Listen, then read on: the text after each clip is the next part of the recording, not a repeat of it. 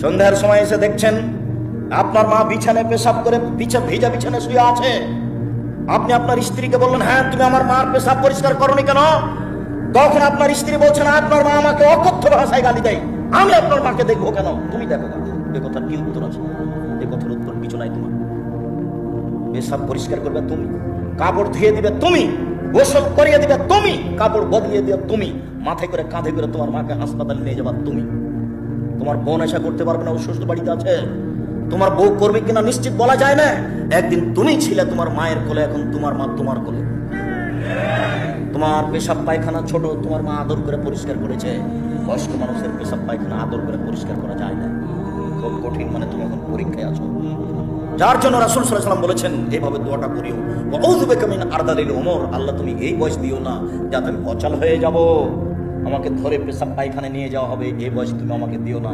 এরকম রোগ ব্যাধি তুমি আমাকে দিও না যেটা আমি বিছানায় পড়ে থাকবো, আমাকে ধরে পেশাব পায়খানা নিয়ে যাওয়া হবে, আমি বিছানায় পেশাব পায়খানা করবো। এটা কষ্টকর জীবন, এটা দেখাশোনা করাও খুব কঠিন। এরপর আমি তোমাকে বলে রাখছি যুবক, আপনি আমার দিনী ভাই, আপনাকে আমি বলে রাখছি, মায়ের সেবা আর একজনের হাতে দিয়ে করতে হবে না, কাজের মেয়েদের করতে হবে না, স্ত্রী দিয়ে করার চেষ্টা করবে না। স্বেচ্ছায় কেউ করে সেটা ভিন্ন কথা। আপনি মনে করবেন এটা আমার জিম্মেদারি, কাপড় আমি পরিষ্কার করব।